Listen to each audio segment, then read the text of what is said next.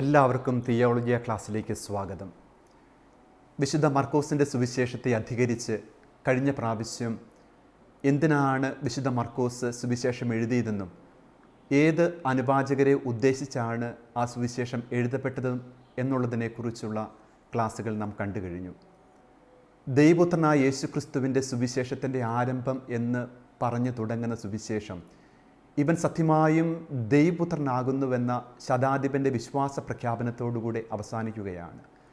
യേശുക്രിസ്തുവിൻ്റെ ദൈവപുത്രത്വം വളരെ മനോഹരമായിട്ട് വിശുദ്ധ മർക്കോസ് തെളിയിച്ചു കൊടുക്കുകയാണ്.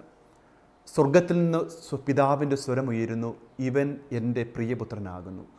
അശുദ്ധാത്മാക്കൾ ഏറ്റുപറയുന്നു. ശിഷ്യന്മാർ ഏറ്റവും പ്രധാനിയായ പത്രോസും ഏറ്റുപറയുന്നു, ഇവൻ ജീവനുള്ള ദൈവത്തിൻ്റെ പുത്രനായ മിശിഹായാകുന്നു.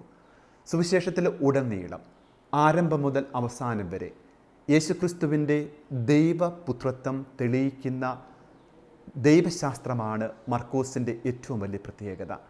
വിശുദ്ധ പത്രോസിൻ്റെ അധരങ്ങളിൽ നിന്ന് യേശുക്രിസ്തുവിൻ്റെ വചനങ്ങളായി ഉതിർന്നു വീണ വചനങ്ങൾ ലിഖിത രൂപത്തിലാക്കിയതാണ് വിശുദ്ധ മർക്കോസിൻ്റെ സുവിശേഷമെന്ന് ഗ്രന്ഥകാരന്മാർ, പണ്ഡിതന്മാർ അഭിപ്രായപ്പെടാറുണ്ട്.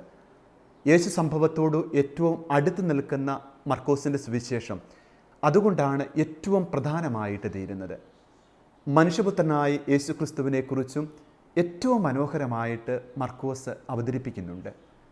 മനുഷ്യൻ്റെ എല്ലാ ഭാവാദികളും വികാര വിചാരങ്ങളും പച്ചയായ മനുഷ്യൻ്റെ ജീവിതത്തിൻ്റെ എല്ലാ അവസ്ഥകളും മർക്കോസ് വളരെ മനോഹരമായിട്ട് തൻ്റെ സുവിശേഷത്തിൽ യേശുക്രിസ്തുവിനെക്കുറിച്ച് വരച്ചു കാണിക്കുന്നുണ്ട്. വീണ്ടും മർക്കോസിൻ്റെ സുവിശേഷത്തിൻ്റെ ഏറ്റവും പ്രത്യേകത ശിഷ്യത്വത്തെക്കുറിച്ചുള്ള മർക്കോസിൻ്റെ വളരെ സുന്ദരമായൊരു പഠനമാണ്. ഇതിനെക്കുറിച്ചുള്ള ആമുഖ ക്ലാസ്സുകൾ നാം കണ്ടു കഴിഞ്ഞു. ഇന്ന് നാം എടുക്കുന്നത് വിശുദ്ധ മർക്കോസിൻ്റെ സുവിശേഷത്തിൻ്റെ 13-ാമത്തെ അധ്യായമാണ്. ഒരുപക്ഷേ മർക്കോസിൻ്റെ സുവിശേഷത്തിൽ വ്യാഖ്യാനിക്കാൻ ഏറ്റവും ബുദ്ധിമുട്ടുള്ള ഒരു ഭാഗമാണ് 13-ാമത്തെ അധ്യായം. ഭീകര ദുരിതങ്ങളുടെ കാലത്തെക്കുറിച്ചും ലോകത്തിൻ്റെ അവസാനത്തെക്കുറിച്ചും അന്ത്യത്തെക്കുറിച്ചുമൊക്കെ അപ്പോക്കാലിപ്റ്റിക് ലിറ്ററേച്ചർ, വെളിപാട് സാഹിത്യത്തിൻ്റെ രൂപത്തിൽ എഴുതപ്പെട്ട ഒരു അധ്യായം. എന്താണ് അപ്പോക്കാലിപ്റ്റിക് ലിറ്ററേച്ചർ അല്ലെങ്കിൽ വെളിപാട് സാഹിത്യം എന്ന് നമുക്കെല്ലാവർക്കും അറിയാം.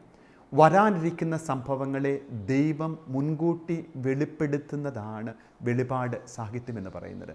പ്രത്യേകിച്ച് വിശുദ്ധ ഗ്രന്ഥത്തിൽ ദാനിയേലിൻ്റെ പുസ്തകവും ഒപ്പം തന്നെ വെളിപാട് പുസ്തകവും ഈ വെളിപാട് സാഹിത്യത്തിന് ഏറ്റവും ഉദാഹരണമാണ്. കൂടാതെ സുവിശേഷങ്ങൾ നമ്മൾ കാണുന്നുണ്ട്. യെശയ്യാ പ്രവാചകൻ്റെ പുസ്തകത്തിലെ 24 മുതൽ 27 വരെയുള്ള അധ്യായങ്ങളും യെശയ്യാ പ്രവാചകൻ്റെ 34 മുതലുള്ള അധ്യായങ്ങളും മത്തായിയുടെ സുവിശേഷം 24-ാമത്തെ അധ്യായവും ലൂക്കായുടെ സുവിശേഷം 21-ാമത്തെ അധ്യായവും ഇപ്രകാരം വെളിപാട് സാഹിത്യത്തിൽ എഴുതപ്പെട്ടിട്ടുള്ള വിശുദ്ധ ഗ്രന്ഥ ഭാഗങ്ങളാണ്. ഇതിൻ്റെ പശ്ചാത്തലത്തിൽ ഈ 13-ാമത്തെ അധ്യായം മർക്കോസിൻ്റെ സുവിശേഷം 13-ാമത്തെ അധ്യായത്തെ നാം ഒന്ന് വിശദീകരിക്കാനായിട്ട് പോവുകയാണ്. നമ്മൾ ആദ്യ വചനങ്ങളിൽ കാണുന്നത്, അവൻ ദേവാലയത്തിൽ നിന്ന് പുറത്തേക്ക് വന്നപ്പോൾ ശിഷ്യന്മാർ അവനെ ചൂണ്ടിക്കാണിച്ചുകൊണ്ട് പറഞ്ഞു, ജെറുസലേം ദേവാലയത്തിൻ്റെ മഹത്വത്തെക്കുറിച്ച്, അതിൻ്റെ സൗന്ദര്യത്തെക്കുറിച്ച് ശിഷ്യന്മാർ യേശുവിനെ ചൂണ്ടിക്കാണിച്ചു കൊടുക്കുകയാണ്. അപ്പോൾ ഈശോ പറയുന്നു, ഇത് ഒന്നുപോലും കല്ലിന്മേൽ കല്ല് ശേഷിക്കാതെ ഈ ജെറുസലേം ദേവാലയം തകർക്കപ്പെടും. നമുക്കറിയാം, ചരിത്ര വീഥികളിൽ, ചരിത്രഗതിയിൽ AD 70 റോമൻ ജനറലായ ടൈറ്റസ് ജെറുസലേം ദേവാലയം നാമാവശേഷമാക്കി കല്ലിന്മേൽ കല്ല് ശേഷിക്കാതെ തകർത്തു എന്ന് ചരിത്രം സാക്ഷിക്കുന്നുണ്ട്. യേശുവിൻ്റെ വചനം അക്ഷരം പ്രതി ചരിത്രത്തിലൂടെ പൂർത്തിയായത് നമ്മൾ കാണുന്നുണ്ട്. ഇതിൻ്റെ പശ്ചാത്തലത്തെക്കുറിച്ച് നമുക്കൊന്ന് ചിന്തിച്ചു നോക്കാം. നമുക്കറിയാം, 10-ാം നൂറ്റാണ്ടിൽ സോളമനാണ് ജെറുസലേം ദേവാലയം ഏറ്റവും മനോഹരമായിട്ട് പണി കഴിച്ചത്. വിദേശത്തു നിന്ന് ഇറക്കുമതി ചെയ്ത തടികളും ഏറ്റവും മനോഹരമായിട്ടുള്ള അലങ്കാര പണികളും കൊണ്ട് നിർമ്മിതമായ ജെറുസലേം ദേവാലയം BC 587 ബാബുലോണിയക്കാരുടെ ആക്രമണത്തിൽ തകർന്ന് അടിഞ്ഞത് പഴയ നിയമത്തിൽ നമ്മൾ വായിക്കുന്നുണ്ട്. വീണ്ടും തകർന്നടിഞ്ഞ ബാബുലോൺ പ്രവാസത്തിൻ്റെ ആ ഒരു പശ്ചാത്തലത്തിൽ പ്രവാചകന്മാരായ ഹഗായിയും സഖറിയായും ജനങ്ങളെ മുഴുവൻ പ്രചോദിപ്പിക്കുകയാണ്. ദൈവത്തിൻ്റെ ഏറ്റവും പ്രധാനപ്പെട്ട ദൈവജനത്തിൻ്റെ കൂട്ടായ്മയുടെ അടയാളമായ ദേവാലയം തകർന്നു കിടക്കുന്നത് ദൈവ നിന്ദയാണെന്നും അത് പൂർത്തീകരിക്കേണ്ടത് ദൈവജനത്തിൻ്റെ ഏറ്റവും സുപ്രധാനമായ കർമ്മമാണെന്ന് മനസ്സിലാക്കി ഹഗായിയും പ്രവാചകനായ സഖറിയായും ജനക്കൂട്ടത്തിന് മുഴുവൻ പ്രചോദനം നൽകുകയാണ്. വീണ്ടും 515 വീണ്ടും ഒരു ദേവാലയം അവർ പണികഴിക്കുകയാണ്. 515 പണികഴിച്ച ജെറുസലേം ദേവാലയത്തിൻ്റെ മുമ്പിൽ നിന്നുകൊണ്ട് ജെറമ്യ ഒരു പ്രവചനം നടത്തുന്നുണ്ട്. 7-ാമത്തെ അധ്യായത്തിൽ നമ്മളത് കാണുന്നുണ്ട്. കല്ലിന്മേൽ കല്ല് ശിക്ഷിക്കാതെ ഈ ദേവാലയം തകർക്കപ്പെടും എന്ന് നമ്മൾ കാണുന്നുണ്ട്. ഹഗായി പ്രവാചകൻ്റെ പുസ്തകത്തിൽ നമ്മൾ അപ്രകാരം നമ്മൾ കാണുന്നുണ്ട്. എൻ്റെ ദേവാലയത്തെ നിങ്ങൾ കള്ളന്മാരുടെ ഗുഹയും കച്ചവടക്കാരുടെ സ്ഥലവുമാക്കും, അതുകൊണ്ട് ഞാൻ ഈ ദേവാലയത്തെ തകർത്ത് കളയുമെന്ന് അവിടെ പ്രവാചകൻ പറയുന്നുണ്ട്. മർക്കോസിൻ്റെ സുവിശേഷം 11-ാമത്തെ അധ്യായം 17-ാമത്തെ തിരുവചനത്തിലും എൻ്റെ ഈ ദേവാലയത്തെക്കുറിച്ചുള്ള തീഷ്ണത വിഴുങ്ങുന്ന യേശുവിൻ്റെ വചനങ്ങൾ നമുക്ക് കാണുവാനായിട്ട് പറ്റും. എൻ്റെ ദേവാലയത്തെ, ദൈവത്തിൻ്റെ ആലയത്തെ കച്ചവട സ്ഥലമാക്കുന്നതിനെക്കുറിച്ചുള്ള ക്രിറ്റിസിസം അല്ലെങ്കിൽ വിമർശനവും യേശു 11-ാമത്തെ അധ്യായത്തിൽ നടത്തുന്നുണ്ട്. ഈ ഒരു പശ്ചാത്തലത്തിലാണ് യേശു ഒലിവുമല ഇരുന്നു കൊണ്ട് ഈ ദേവാലയത്തിൻ്റെ നാശത്തെക്കുറിച്ച്, വരാനിരിക്കുന്ന ലോകത്തിൻ്റെ അവസ്ഥകളെക്കുറിച്ചുള്ള പ്രവചനങ്ങൾ നടത്തുന്നത്. ഈ 13-ാമത്തെ അധ്യായം ഒരുപക്ഷെ യേശു ശിഷ്യന്മാർക്ക് നൽകുന്ന ഏറ്റവും ദീർഘമേറിയ ഒരു പ്രബോധനമെന്ന് വേണമെങ്കിൽ പറയാം. വേറെ ഒരു സുവിശേഷ അധ്യായങ്ങളിലും മർക്കോസിൻ്റെ സുവിശേഷത്തിൽ ഇത്രയും ദീർഘമേറിയ യേശുവിൻ്റെ പ്രബോധനങ്ങൾ നമ്മൾ കാണുകയില്ല.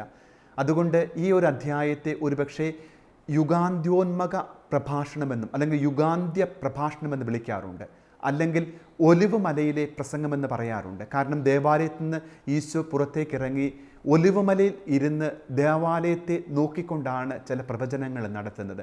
വീണ്ടും ചെറിയ വെളിപാട്, ലിറ്റിൽ അപ്പോക്കാലിപ്സ് എന്നുള്ള പേരിലും ഈ 13-ാമത്തെ അധ്യായം അറിയപ്പെടാറുണ്ട്. ഈ 3 പേരുകളിൽ അറിയപ്പെടുന്ന ഈ അധ്യായത്തിൻ്റെ ദൈവശാസ്ത്രപരമായ വിശകലനത്തിലേക്ക് നാം കടക്കുകയാണ്. ആദ്യ ശിഷ്യന്മാർ 2 ചോദ്യങ്ങൾ ചോദിക്കുകയാണ്. എപ്പോഴാണ് ദേവാലയം തകർക്കപ്പെടുന്നത്? കാരണം ഈശോ പറയുന്നുണ്ട്, കല്ലിന്മേൽ കല്ല് ശേഷിക്കാതെ ഈ ദേവാലയം തകർക്കപ്പെടും. അതുകൊണ്ട് ആദ്യ ചോദ്യം ചോദിക്കുന്നത് ഇപ്രകാരമാണ്: എപ്പോഴാണ് ഇത് സംഭവിക്കുന്നത്, ദേവാലയം തകർക്കുന്നത്? 2-ാമത്തെ ചോദ്യം, ഇതെല്ലാം സംഭവിക്കുന്നത് എന്ന് പറഞ്ഞാൽ യുഗങ്ങളുടെ അവസാനം എപ്പോഴാണ്? ഈശോ ആദ്യത്തെ ചോദ്യത്തിന് പകരമായി 2-ാമത്തെ ചോദ്യത്തിനാണ് ആദ്യം ഉത്തരം നൽകുന്നത്. ഇതിൻ്റെ ഈ ലോകത്തിൻ്റെ യുഗത്തിൻ്റെ അന്ത്യത്തെക്കുറിച്ചുള്ള അടയാളങ്ങളെക്കുറിച്ച് ഈശോ പറയുകയാണ്. വേദനകളുടെ ആരംഭത്തെക്കുറിച്ച് ഈശോ പറയുകയാണ്. ഇവിടെ സുവിശേഷത്തിൽ നമ്മൾ വ്യക്തമായി ഒരു വാക്യം കാണുന്നുണ്ട്. ഈശോ അന്ത്യത്തെക്കുറിച്ച്, വേദനകളെക്കുറിച്ച് പറയുമ്പോൾ ഈ 13-ാമത്തെ അധ്യായത്തിൽ 3 പ്രാവശ്യം ആവർത്തിക്കുന്ന ഒരു വാക്കുണ്ട്: ജാഗരൂകരായിരിക്കണം, ശ്രദ്ധയുള്ളവരായിരിക്കണം, ഏറ്റവും ശ്രദ്ധയോടുകൂടെ നിങ്ങൾ വർത്തിക്കണം. 5-ാമത്തെ വാക്യത്തിലും 22-ാമത്തെ വാക്യത്തിലും 33-ാമത്തെ തിരുവചനത്തിലും നിങ്ങളെ ആരും വഴിതെറ്റിക്കാതിരിക്കുവാൻ സൂക്ഷിച്ചുകൊള്ളുവിൻ 5-ാമത്തെ വാക്യം പറയുന്നു. വീണ്ടും 22-ാമത്തെ വാക്യത്തിൽ പറയുന്നു, അടയാളങ്ങളും അത്ഭുതങ്ങളും അവർ പ്രവർത്തിക്കും, നിങ്ങൾ ജാഗരൂകരായിരിക്കണം. വീണ്ടും കാണുന്നു 33-ാമത്തെ തിരുവചനത്തിൽ, കാവൽക്കാരൻ ഉണർന്നിരിക്കുന്നത് പോലെ നിങ്ങളും അങ്ങേയറ്റം ജാഗരൂകരായിരിക്കണം. ബ്ലെപേത്തെ എന്ന് പറയുന്ന ഗ്രീക്ക് വാക്കിൻ്റെ അർത്ഥം ഏറ്റവും ശ്രദ്ധയോടുകൂടി ആയിരിക്കുവാനുള്ള ഒരു ഉത്ബോധനമാണ്. ഇവിടെ ഈ 3 പ്രാവശ്യവും നിങ്ങൾ ജാഗരൂകരായിരിക്കണമെന്ന് യേശു പറയുമ്പോൾ അതിൻ്റെ പശ്ചാത്തലം ഇതാണ്: നിങ്ങളെ വഴിതെറ്റിക്കുന്നവരുടെ മുൻപിൽ നിങ്ങൾ ജാഗരൂകരായിരിക്കണം. കാരണം ക്രിസ്തു അവിടെയുണ്ട്, ഇവിടെയുണ്ട് എന്ന് പറഞ്ഞ് ലോകത്തിൻ്റെ അവസാനമായി എന്ന് പറഞ്ഞുകൊണ്ട് വഴിതെറ്റിക്കാൻ വരുന്ന വ്യാജപ്രവാചകന്മാരെക്കുറിച്ച് ഈശോ വളരെ വ്യക്തമായിട്ട് പറയുകയാണ്, നിങ്ങൾ ജാഗരൂകരായിരിക്കണം. 3 പ്രാവശ്യം അതുകൊണ്ടാണ് ഈശോ അവിടെ ഈ വാക്യം, ബ്ലെപേത്തെ എന്നുള്ള വാക്യം ആവർത്തിക്കുന്നത്. വീണ്ടും വ്യക്തിപരമായ പീഡകളുടെ കാര്യം പറയുന്നുണ്ട്. നിങ്ങളെ ഏൽപ്പിച്ചു കൊടുക്കും, ഭരണാധികാരികളുടെ മുൻപിൽ നിങ്ങളെ ഏൽപ്പിച്ചു കൊടുക്കും, പടയാളികളുടെ മുമ്പിൽ നിങ്ങൾ ഏൽപ്പിച്ചു കൊടുക്കും, സ്വന്തം സഹോദരനോ സഹോദരിയും ഭവനത്തിലെ അംഗങ്ങൾ പോലും നിങ്ങളെ ഒറ്റിക്കൊടുക്കുകയും ഏൽപ്പിച്ചു കൊടുക്കുകയും. പാരഡിഡോമി എന്ന് പറയുന്ന ഒരു ഗ്രീക്ക് വാക്ക് ഏൽപ്പിച്ചു കൊടുക്കും എന്നതിന് മർക്കോസ് ശ്ലീഹ ഉപയോഗിക്കുന്നത്. ഏൽപ്പിച്ചു കൊടുക്കുക എന്ന് പറയുന്നതിന് ദൈവശാസ്ത്രപരമായ ഒരു അർത്ഥം കൂടിയുണ്ട്. ഇവിടെ സ്വന്തം ഇഷ്ടത്താലല്ലാതെ നിർബന്ധത്താൽ ഏൽപ്പിച്ചു കൊടുക്കപ്പെടുകയാണ്. അന്ധകാരത്തിൻ്റെ ആത്മാക്കൾ നിങ്ങളെ വലയം ചെയ്യുമ്പോൾ, മർദ്ദകർ നിങ്ങളെ ചുറ്റി നിൽക്കുമ്പോൾ, നിങ്ങളുടെ ജീവിതങ്ങളെ മറ്റുള്ളവരുടെ കൈകളിലേക്ക് അവർ ഏൽപ്പിച്ചു കൊടുക്കുമ്പോൾ എന്തു ചെയ്യണം, എന്തു പറയണം എന്നതിനെക്കുറിച്ച് നിങ്ങൾക്ക് യാതൊരു ആകുലതയും വേണ്ട. ഏൽപ്പിക്കപ്പെട്ട് കൊടുക്കുമ്പോൾ ദൈവത്തിൻ്റെ ഹിതമനുസരിച്ച് പ്രവർത്തിക്കുവാനുള്ള ഒരു വലിയ മനസ്സ് നിങ്ങൾക്കുണ്ടാകണം. കാരണം തൊട്ടടുത്ത വാക്യത്തിൽ നമ്മൾ കാണുന്നു, 5-ാമത്തെ വാക്യത്തിലും 9-ാമത്തെ വാക്യത്തിൽ 13, 11, 13, 12 ഏൽപ്പിച്ചു കൊടുക്കുന്നതിൻ്റെ തൊട്ട് മുൻപായിട്ട് ഈശോ പറയുന്നുണ്ട്, ഇതൊക്കെ ആയിരുന്നാൽ പോലും ദൈവത്തിൻ്റെ സുവിശേഷം എല്ലായിടത്തും പ്രസംഗിക്കപ്പെടണം. ദൈവത്തിൻ്റെ പദ്ധതി അനുസരിച്ച് മാത്രമേ ഏത് മതമർദ്ദനത്തിൻ്റെ കാലത്തും, ഏത് ഏൽപ്പിച്ചു കൊടുക്കപ്പെടലിൻ്റെ കാലഘട്ടങ്ങളിൽ പോലും ഈ ചരിത്രം മുന്നോട്ട് പോവുകയുള്ളൂ എന്നുള്ള ഒരു വലിയ ദൈവശാസ്ത്ര, ദൈവത്തിൻ്റെ വചനം സന്ദേശമായിട്ട് നമുക്ക് തരികയാണ്. ഏൽപ്പിച്ചു കൊടുക്കപ്പെടുമ്പോഴൊക്കെ ആ നിമിഷങ്ങളിൽ പോലും ദൈവത്തിൻ്റെ വചനങ്ങൾ, സുവിശേഷങ്ങൾ സർവ്വരും അറിയപ്പെടണം. ഇവിടെ വീണ്ടും നമ്മൾ കാണുന്നുണ്ട്, 11-ാമത്തെ വാക്യം കഴിഞ്ഞിട്ട് 14-ാമത്തെ വാക്യം തുടങ്ങി 13-ാമത്തെ അധ്യായം 14-ാമത്തെ വാക്യം ഭീകര ദുരിതങ്ങളുടെ കാലങ്ങളെക്കുറിച്ച് പറയുകയാണ്. നിങ്ങൾ പലായനം ചെയ്യപ്പെടും. നമുക്കറിയാം, സിറിയൻ രാജാവായിരുന്ന അന്തിപ്പാസ് ദേവാലയത്തിൽ സേവൂസ് ദേവന് വേണ്ടി ഒരു ബലിപീഠം നിർമ്മിക്കുകയും അവിടെ മ്ലേച്ഛതകൾ പ്രവർത്തിക്കുകയും ചെയ്തത് മക്കാബായരുടെ പുസ്തകത്തിൽ നമ്മൾ വായിക്കുന്നുണ്ട്.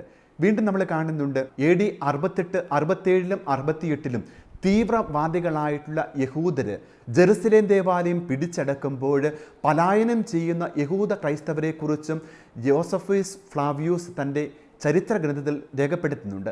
ഇവിടെ പലായനത്തെക്കുറിച്ച് പറയുമ്പോൾ എപ്പോഴും ഈ ഒരു ചരിത്രപരമായിട്ടുള്ള അവസ്ഥകൾ മർക്കോസ് കാണുന്നുണ്ട് എന്നുള്ളത് നമ്മൾ ആരും മറന്നു പോകരുത്. പഴയ നിയമത്തിലെ കാര്യം വിശുദ്ധ മർക്കോസിന് വളരെ വ്യക്തമായിട്ടറിയാം. വീണ്ടും തൻ്റെ കൺമുമ്പിൽ യഹൂദരായിട്ടുള്ള ക്രിസ്ത്യാനികൾ പലായനം ചെയ്യുന്നത് കാണുന്നുണ്ട്. ആ ഒരു പശ്ചാത്തലത്തിലാണ് മർക്കോസ് പലായനങ്ങളുടെ കാലത്തെക്കുറിച്ച്, ഭീകരമായ ദുരിതങ്ങളെക്കുറിച്ചൊക്കെ പറയുന്നത്. ശിഷ്യന്മാരുടെ ഒന്നാമത്തെ ചോദ്യം ഇതായിരുന്നു, ഇവയൊക്കെ എപ്പോൾ സംഭവിക്കും? അത് സംഭവിക്കുമ്പോൾ അവരെ സംബന്ധിച്ചിടത്തോളം, ശിഷ്യരെ സംബന്ധിച്ചിടത്തോളം 2 കാര്യങ്ങൾ അവർ കൂട്ടിവെക്കുകയാണ്. ഒന്ന്, ദേവാലയം തകർക്കപ്പെടുന്നതും യുഗത്തിൻ്റെ അന്ത്യവും ഒന്നാണെന്ന് വിചാരിച്ചിരുന്ന ശിഷ്യന്മാരുടെ മുമ്പിലാണ് ഈശോ വ്യക്തമാക്കുന്നത്, ഇത് രണ്ടും ഒരുമിച്ച് നടക്കുന്ന കാര്യമല്ല. ദേവാലയത്തിൻ്റെ നാശവും യുഗത്തിൻ്റെ അന്ത്യവും രണ്ടാണെന്ന് ഈ വചനങ്ങളിലൂടെ ഈശോ വെളിവാക്കുകയാണ്. ഇവിടെ ഈ പീഡകളുടെ നിമിഷങ്ങളിൽ പോലും മനസ്സ് കൈവിടരുത് എന്നുള്ളതാണ്. നിങ്ങൾ ശ്രദ്ധയോടുകൂടെ മുന്നോട്ട് പോവുക, അല്ലെങ്കിൽ ജാഗരൂകരായിരിക്കുക എന്ന് 22-ാമത്തെ വാക്യത്തിൽ ഈശോ ആവർത്തിക്കുന്നതിൻ്റെ അർത്ഥം നമ്മൾ കാണുന്നത്. വീണ്ടും നമ്മൾ കാണുന്നത് 24-ാമത്തെ വാക്യത്തിൽ മനുഷ്യപുത്രൻ്റെ ആഗമനത്തെക്കുറിച്ചുള്ള ഈശോയുടെ മുന്നറിയിപ്പുകളാണ്. നമ്മൾ 1 തിമോത്തിയാക്കാർക്ക് ലേഖനത്തിൽ 3-ാമത്തെ അധ്യായം 1 മുതൽ 15 വരെയുള്ള വാക്യങ്ങൾ ഇതിനോട് നമ്മളൊന്ന് കൂട്ടി വായിക്കേണ്ടതാണ്.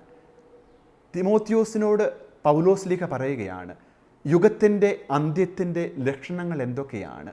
നിങ്ങളെ വഴിതെറ്റിക്കുന്ന പീഡകരോ അല്ലെങ്കിൽ നിങ്ങളെ വഴിതെറ്റിക്കുവാൻ വരുന്ന വ്യാജ പ്രവാചകരോ അനേകർ ഈ ലോകത്തുണ്ട്.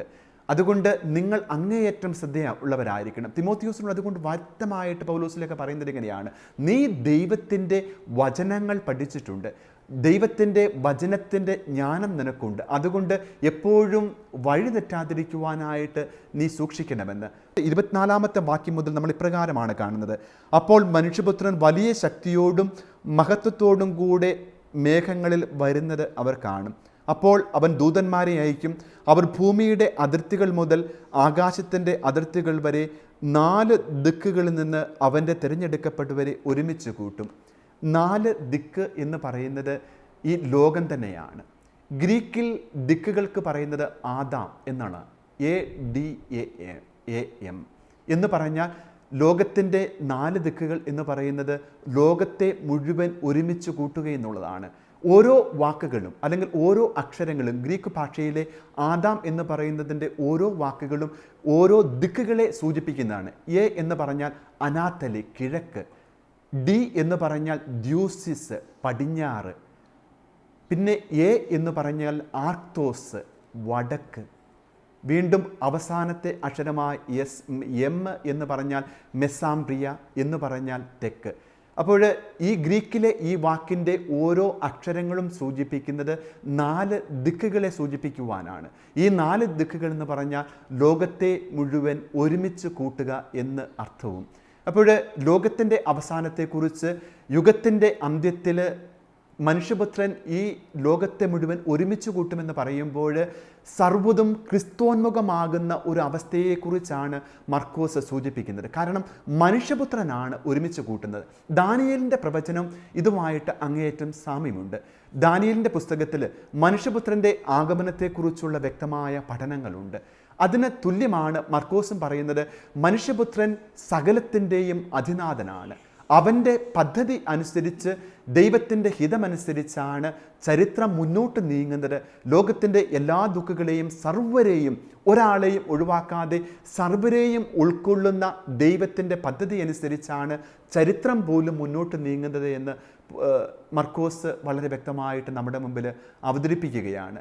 ഇതിൻ്റെ അവസാനം, ഈ മനുഷ്യപുത്രൻ്റെ ആഗമനത്തിൻ്റെ അവസാനം വീണ്ടും പറയുകയാണ്, കാവൽക്കാരൻ ഉണർന്നിരിക്കുന്നത് പോലെ നിങ്ങളും അങ്ങേയറ്റം ജാഗരൂകരായിരിക്കണം. മത്തായിയുടെ സുവിശേഷത്തിലും ലൂക്കായുടെ സുവിശേഷത്തിലും മനുഷ്യപുത്രൻ്റെ ആഗമനത്തെക്കുറിച്ചുള്ള മുന്നറിയിപ്പുകളുണ്ടെങ്കിലും കാവൽക്കാരനെക്കുറിച്ചുള്ള ആ ഒരു സൂചന മർക്കോസിൻ്റെ സുവിശേഷത്തിൽ മാത്രമേ നമ്മൾ കാണുന്നുള്ളൂ. ഉണർന്നിരുന്ന് ജാഗ്രതയോടുകൂടെ വീണ്ടും വർത്തിക്കേണ്ടതിൻ്റെ ആവശ്യകതയെക്കുറിച്ച് മർക്കോസ് വീണ്ടും തൻ്റെ അനുവാചകരെ ഓർമ്മപ്പെടുത്തുകയാണ്. അവസാന തിരുവചനങ്ങൾ നമ്മൾ കാണുന്നു, ആകയാൽ ജാഗരൂകരായിരിക്കുവിൻ. 4-ാമത്തെ പ്രാവശ്യം 35-ാമത്തെ തിരുവചനത്തിൽ നമ്മൾ കാണുകയാണ്. എന്തെന്നാൽ ഗ്രഹനാഥൻ എപ്പോൾ വരുമെന്ന് സന്ധ്യയ്ക്കോ അർദ്ധരാത്രിക്കോ കോഴി കൂവുമ്പോഴോ രാവിലെയോ എന്ന് നിങ്ങൾക്ക് അറിഞ്ഞുകൂടാ. അവൻ പെട്ടെന്ന് കയറി വരുമ്പോൾ നിങ്ങൾ നിദ്രാധീനരായി കാണരുതല്ലോ. ഞാൻ നിങ്ങളോട് പറയുന്നത് എല്ലാവരോടുമായിട്ടാണ് പറയുന്നത്, ജാഗരൂകരായിരിക്കുവിൻ. പ്രിയമുള്ളവരെ, ഈ മർക്കോസിൻ്റെ സുവിശേഷത്തിലെ ഈ യുഗാന്ത്യത്തെക്കുറിച്ചും ഭീകര പീഡകളെക്കുറിച്ചും മനുഷ്യപുത്രൻ്റെ ആഗമനത്തെക്കുറിച്ചും ദേവാലയത്തിൻ്റെ അന്ത്യത്തെക്കുറിച്ചുമുള്ള ഈ വിശകലനങ്ങൾ നമ്മുടെ മുൻപിലേക്ക് മർക്കോസ് വെച്ച് തരുമ്പോൾ അവിടെ എപ്പോഴും തെളിഞ്ഞു വരുന്ന കുറച്ച് ദൈവശാസ്ത്ര വിശകലനങ്ങളുണ്ട്. ഒന്നാമതായിട്ട്, ചരിത്രം ദൈവത്തിൻ്റെതാണ്. ചരിത്രത്തിൻ്റെ നിയന്ത്രതാവ് ദൈവമാണ്. ദൈവത്തിൻ്റെ ഗതിവിഗതികളിലൂടെ നിയന്ത്രിക്കുന്നതിലൂടെയാണ് ചരിത്രം പോലും മുന്നോട്ട് പോകുന്നത്. തെയ്യാദ് ഷർദാൻ എന്ന് പറയുന്ന പ്രസിദ്ധനായിട്ടുള്ള ഫ്രഞ്ച് നരവംശ ദൈവശാസ്ത്രജ്ഞൻ, ജെസ്യൂട്ട് വൈദികനായ അദ്ദേഹത്തിൻ്റെ ക്രിസ്തുവോന്മുഖതയെക്കുറിച്ച്, ക്രിസ്തുവോന്മുഖതയിലേക്ക് ചരിത്രം എങ്ങനെയാണ് നീങ്ങുന്നത്, ക്രിസ്തുവൽക്കരണത്തെക്കുറിച്ച് ചരിത്രം എങ്ങനെയാണ് നയിക്കുന്നത് എന്നതിനെക്കുറിച്ച് വളരെ മനോഹരമായിട്ടുള്ള പഠനങ്ങളുണ്ട്. ഈ ലോകത്തിൻ്റെ ഉത്ഭവത്തെക്കുറിച്ചും മനുഷ്യവംശത്തിൻ്റെ ആവിർഭാവത്തെക്കുറിച്ചുമൊക്കെ പറഞ്ഞിട്ട് അദ്ദേഹം ചെന്നെത്തുന്ന ഒരു ക്രിസ്തുവൽക്കരണം, ക്രിസ്തുവോന്മുഖതയുണ്ട്. ഈ ചരിത്രത്തിൻ്റെ ഗതിവിഗതികളിലൂടെ ജെറുസലേമും തിരഞ്ഞെടുക്കപ്പെട്ട ജനവും ദൈവത്തിൻ്റെ പ്രിയപ്പെട്ട ജനങ്ങളുമൊക്കെ കടന്നു പോകുന്ന അന്തിമമായിട്ട് എത്തി നിൽക്കുന്ന ചരിത്രത്തിൻ്റെ ലക്ഷ്യത്തെക്കുറിച്ച് മർക്കോസ് വ്യക്തമായിട്ട് പറയുകയാണ്. അതുകൊണ്ടാണ് ഈ ജാഗരൂകതയെക്കുറിച്ചും ശ്രദ്ധാലുവാകൂ എന്നതിനെക്കുറിച്ചൊക്കെ പറയുമ്പോഴും എപ്പോഴും മർക്കോസ് ആവർത്തിക്കുന്നത് ചരിത്രം ദൈവത്തിൻ്റെതാണ്, നിങ്ങൾ ഭയപ്പെടേണ്ട.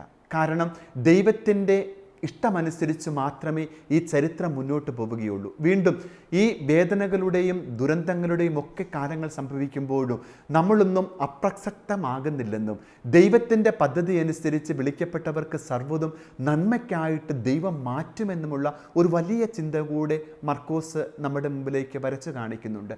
അതുകൊണ്ടാണ് നമ്മൾ കാണുന്നത് 13-ാമത്തെ അധ്യായം 9, 11, 12 തിരുവചനങ്ങളിൽ മർക്കോസ് പറയുന്നത്, ഇതെല്ലാം സംഭവിക്കേണ്ടതാണെങ്കിലും ദൈവരാജ്യത്തിൻ്റെ സുവിശേഷം ഇനിയും പ്രസംഗിക്കപ്പെടേണ്ടിയിരിക്കുന്നുവെന്ന്. അപ്പോൾ ദൈവത്തിൻ്റെ പദ്ധതി അനുസരിച്ച് ഈ വേദനകളിലും പീഡനങ്ങളിലുമൊക്കെ ദൈവരാജ്യത്തിൻ്റെ സുവിശേഷം, വചനത്തിൻ്റെ വിത്തുകൾ വീണ്ടും വിതയ്ക്കപ്പെടുമെന്ന് മർക്കോസ് നമുക്ക് ശക്തി നൽകുകയാണ്. പ്രിയമുള്ളവരെ, എനിക്ക് തോന്നുന്നു നമ്മൾ ആധുനിക ചരിത്രം അല്ലെങ്കിൽ ലോകത്തിൻ്റെ ഇന്നത്തെ ചരിത്രവും ഈ ഒരു ദൈവവചനങ്ങളുമായിട്ട് നമ്മളൊന്ന് കൂട്ടി വായിക്കണം. ഭീകരമായിട്ടുള്ള ദുരിതങ്ങളിലൂടെ കടന്നു പോകുമ്പോൾ മനസ്സ് പതറാതെ ദൈവത്തിൻ്റെ പദ്ധതിയിൽ വിശ്വസിച്ചുകൊണ്ട് വിട്ടുകൊടുക്കുവാനുള്ള വലിയ ഒരു ധൈര്യം, ആത്മാവിൻ്റെ ധൈര്യം ഉണ്ടാകണമെന്ന് മർക്കോസ് പറയുകയാണ്. ഈ ഭീകര ദുരിതങ്ങളുടെ പശ്ചാത്തലങ്ങളിൽ പോലും ദൈവത്തിൻ്റെ വചനത്തിൻ്റെ വിത്തുകൾ വിതയ്ക്കപ്പെടുമെന്നും അത് ദൈവത്തിൻ്റെ പദ്ധതിയാണെന്നും വിശ്വസിക്കുവാനുള്ള ഒരു വലിയ വിശ്വാസത്തിൻ്റെ ബോധ്യങ്ങൾ തരണമേ എന്നുള്ള ഒരു പ്രാർത്ഥന ഈ വചനത്തിൻ്റെ വായനയുടെ നിമിഷങ്ങളിൽ നമുക്കും ഉണ്ടായിരിക്കണം.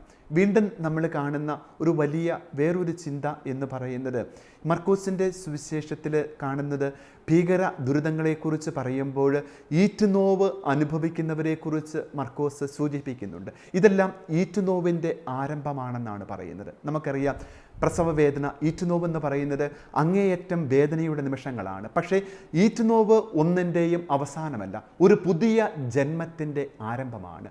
ഏതൊരു വേദനയിലൂടെ കടന്നു പോയാലും, ഈറ്റുനോവിൻ്റെ നിമിഷങ്ങളിലൂടെ കടന്നു പോയാലും ജനിക്കപ്പെടുന്ന നിമിഷങ്ങളെന്ന് പറയുന്നത് ഒരു പുതിയ ജീവിതത്തിൻ്റെ പുതിയ പിറവിയുടെ നിമിഷങ്ങളാണ്. ഈ പുതിയ പിറവിയുടെ നിമിഷങ്ങളിൽ മർക്കോസ് നമ്മുടെ മുമ്പിലേക്ക് വെച്ച് തരുന്നത് ഈറ്റുനോവിൻ്റെ ആരംഭമെന്ന് പറയുമ്പോൾ പ്രത്യാശയുടെ ഒരു പുതിയ പുലരി വിരിയും. ദൈവത്തിൻ്റെ പദ്ധതി പ്രകാരം യുഗത്തിൻ്റെ അന്ത്യത്തിൽ രണ്ടാമത്തെ ആഗമനത്തിൽ തൻ്റെ തിരഞ്ഞെടുക്കപ്പെട്ടവർക്കായിട്ടുള്ള പുതിയ പുലരി ദൈവം സജ്ജമാക്കിയിട്ടുണ്ടെന്നുള്ള വലിയ പ്രത്യാശയാണ് ഈ യുഗത്തിൻ്റെ അന്ത്യത്തെക്കുറിച്ച് മർക്കോസ് പറയുമ്പോൾ നമ്മുടെ മുമ്പിലേക്ക് അവതരിപ്പിക്കുന്നത്. വീണ്ടും മർക്കോസിൻ്റെ ഈ സുവിശേഷത്തിൽ ഏറ്റവും ശക്തമായിട്ട് വരുന്ന ദൈവശാസ്ത്ര പ്രമേയം ജാഗരൂകരായിരിക്കുവാനാണ്. ഇത് അങ്ങേയറ്റം കാലിക പ്രസക്തിയുള്ള ഒരു ദൈവവചനമാണ്. നമുക്കറിയാം, ചരിത്രത്തിൽ 1950 മുതൽ അതിന് മുൻപുണ്ടെങ്കിൽ പോലും ജിം ജോൺസ് എന്ന് പറയുന്ന പീപ്പിൾസ് ടെമ്പിൾ എന്ന് പറയുന്ന പ്രസ്ഥാനങ്ങൾ താൻ മിശിഹായാണെന്ന് പറഞ്ഞുകൊണ്ട് കടന്നു വന്നുകൊണ്ട് ആയിരക്കണക്കിന് 912 പേരെ കൊല്ലപ്പെട്ട ഒരു സംഭവം ചരിത്രത്തിൻ്റെ താളുകളിൽ അമേരിക്കയിൽ നടന്ന് നമ്മൾ വായിക്കുന്നുണ്ട്. വീണ്ടും ഹെവൻസ് ഗേറ്റ് എന്ന് പറയുന്ന പ്രസ്ഥാനങ്ങൾ ആൾക്കാരെ മുഴുവൻ വിഷം കൊടുത്ത് കൊല്ലുന്ന ഒരു ചരിത്ര സംഭവം നമ്മുടെ മുൻപിൽ ചരിത്രത്തിൽ സാക്ഷിക്കുന്നുണ്ട്. ലൈംഗിക അരാജകത്വത്തിലേക്കും കുടുംബത്തിൻ്റെ ഭദ്രത നഷ്ടപ്പെടുത്തിയിരിക്കുന്ന ഇപ്രകാരമുള്ള കൂട്ടായ്മകൾ ദൈവത്തിൻ്റെ വചനത്തെ ദുർവ്യാഖ്യാനം ചെയ്യുന്നതിനെക്കുറിച്ചുള്ള ചരിത്രം നമ്മുടെ മുമ്പിൽ സാക്ഷിക്കുന്നുണ്ട്. ഇത് വളരെ കാലികമായിട്ടുള്ള പ്രസക്തിയുള്ള ഒരു വചനമാണ്. നമ്മൾ വായിക്കുന്നുണ്ട്, കീർക്കഗാഡിൻ്റെ തത്വചിന്തകനായ കീർക്കഗാഡ് പറയുന്നൊരു വചനമുണ്ട്, ദൈവത്തെ, ക്രിസ്തുവിനെ ഇന്ന് ഒറ്റിക്കൊടുക്കുന്നത് ചുംബനത്താലല്ല, പിന്നെയോ ദൈവവചനത്തിൻ്റെ തെറ്റായ വ്യാഖ്യാനത്താലാണ്. ദൈവത്തെ ഒറ്റിക്കൊടുക്കുന്നത് ചുംബനത്താലല്ല, പിന്നെയോ ദൈവവചനത്തിൻ്റെ തെറ്റായ വ്യാഖ്യാനത്താലാണ്.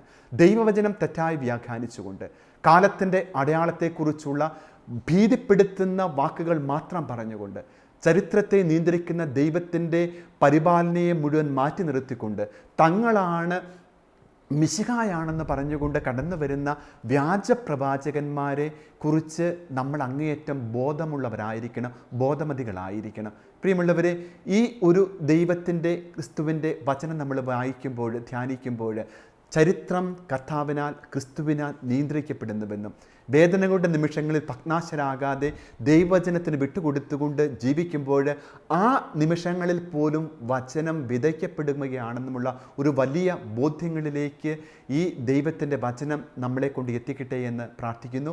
ദൈവം നിങ്ങളെ എല്ലാവരെയും അനുഗ്രഹിക്കട്ടെ. കോഴ്സുകളെക്കുറിച്ചുള്ള വിശദ വിവരങ്ങൾക്ക് the director, alpha institute of theology and science, Sandeshabhavan, post box number 70, Thalassery 670101. Telephone 0490 2344 2343 email alfits@gmail.com. Website www.alphathalassery.com. ഈ പ്രോഗ്രാമിനെ കുറിച്ചുള്ള അഭിപ്രായങ്ങളും നിർദ്ദേശങ്ങളും ഞങ്ങളെ അറിയിക്കുക. വിലാസം: the producer, Theologia, Shalom television, Peruvannamuzhi PO, Kozhikode 673-528. Phone 0496 266 4600.